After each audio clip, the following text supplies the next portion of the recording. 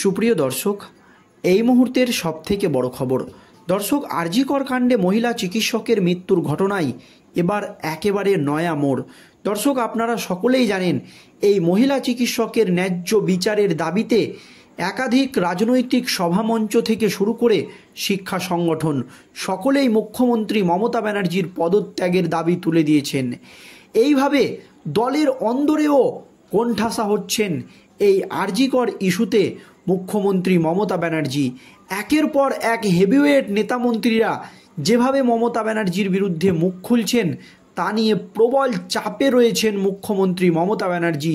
আর এই আবহে মুখ্যমন্ত্রী মমতা বন্দ্যোপাধ্যায়ের মন্ত্রিসভায় ঘটে গেল একেবারে ধুন্ধুমার কাণ্ড। যা হলো তা নিয়ে নতুন করে রাজ্য রাজনীতিতে একেবারে শোরগোল পড়ে গেল। যেভাবে মুখ্যমন্ত্রী মমতা ব্যানার্জির বিরুদ্ধে একের পর এক হেভিওয়েট নেতামন্ত্রীরা মুখ খুলছে, তাতে মনে হচ্ছে যে তৃণমূলের জন্মলগ্ন থেকে এভাবে নেত্রীর বিরুদ্ধে কেউ মুখ খুলেনি, মনে করছে বিশিষ্ট রাজনৈতিকবিদদের একাংশ। দর্শক, কি হয়েছে আজ মন্ত্রিসভার বৈঠকে এবং কারা মুখ্যমন্ত্রী মমতা ব্যানার্জির বিরুদ্ধে মুখ খুলেছে দেখুন। দর্শক, আর.জি. কর ইস্যুতে তৃণমূলের চাপ ক্রমশই বাড়ছে। মঙ্গলবার নবান্ন অভিযানের ডাক দিয়েছিল পশ্চিমবঙ্গ ছাত্র সমাজ, যা নিয়ে উত্তপ্ত হয়ে ওঠে কলকাতা হাওড়া নানান অংশ। মুখ্যমন্ত্রীর পদত্যাগের দাবি শোনা যায় বহু আন্দোলনকারীর মুখে। এবার শাসক দলের চাপ বাড়িয়ে বিরাট ঘোষণা করলেন রায়গঞ্জের তৃণমূল বিধায়ক কৃষ্ণ কল্যাণী।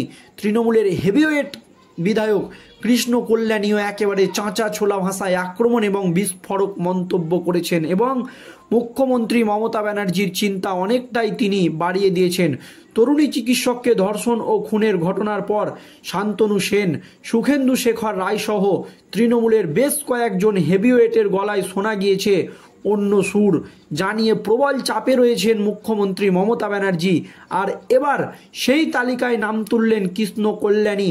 সম্প্রতি সমাজ মাধ্যমে একটি পোস্ট করে রায়গঞ্জের নির্বাচিত বিধায়ক লেখেন, যদি আর.জি. কর ইস্যুতে জাস্টিস না হয় সবার আগে দায়িত্ব নিয়ে বললাম আমি ইস্তফা দেব।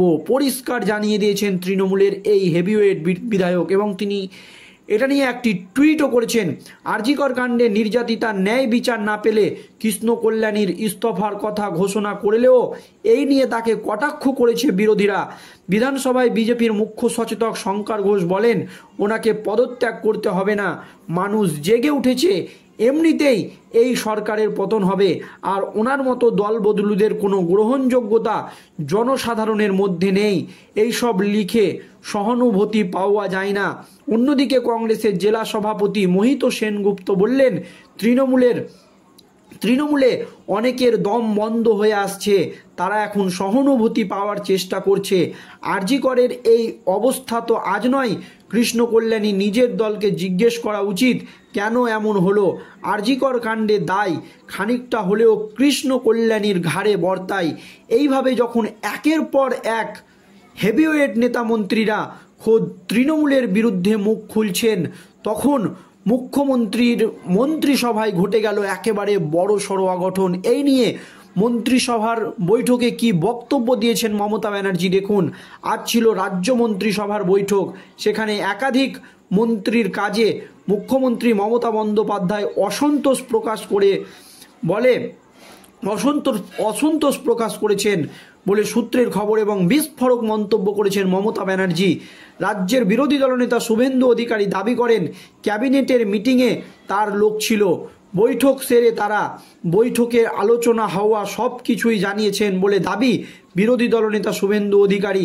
রাজ্যের বিরোধী দলনেতা শুভেন্দুর দাবি, মুখ্যমন্ত্রী মমতা বন্দ্যোপাধ্যায় মন্ত্রীদের কাছে জানতে চেয়েছেন কেন তারা আর.জি. কর কাণ্ড সহ নানান ইস্যুতে সোশ্যাল মিডিয়ায় সক্রিয় নয়, কেন দলের হয়ে তারা পোস্ট করছেন না, কেন অভিষেক বন্দ্যোপাধ্যায়ের টুইট রিটুইট করছেন না, কেন আইপ্যাক বা ফ্যামের পোস্ট ছড়ানোর উদ্যোগ নেওয়া হচ্ছে না। এমনই মন্তব্য করেন মুখ্যমন্ত্রী মমতা ব্যানার্জি। এই নিয়ে বিশিষ্ট রাজনৈতিকবিদদের একাংশ মনে করছে তাহলে কি দলের অন্দরেই কোণঠাসা হয়ে যাচ্ছেন মুখ্যমন্ত্রী মমতা ব্যানার্জি? কেন মুখ্যমন্ত্রী মমতা ব্যানার্জিকে দলের মন্ত্রীদের, খোদ যারা মুখ্যমন্ত্রী মমতা বন্দ্যোপাধ্যায়ের মন্ত্রিসভার মন্ত্রী, তাদেরকে কেন এইভাবে শিখিয়ে দেওয়া হচ্ছে যে দলের হয়ে মুখ খুলতে? একাধিক হেভিওয়েট নেতামন্ত্রীরা যখন তৃণমূলের বিরুদ্ধে মুখ খুলছে তখন অনেকেই কিন্তু চুপচাপ রয়েছে। এই নিয়ে তীব্র ক্ষোভ প্রকাশ করেন মমতা ব্যানার্জি।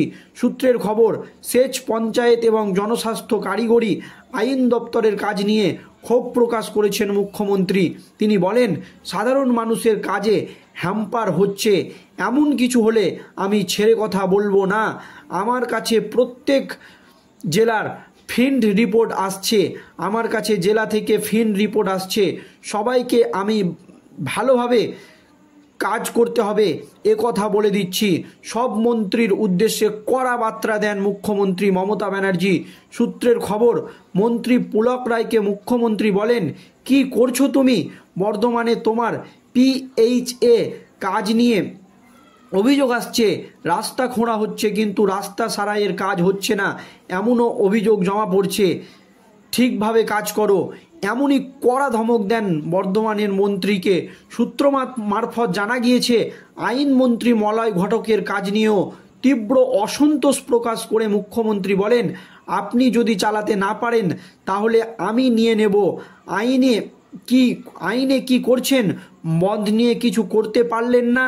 নবান্ন অভিযানে যেসব পুলিশ আহত হয়েছেন তাদের সঙ্গে দেখা করার দায়িত্ব দেওয়া হলো বিভিন্ন মন্ত্রীদের।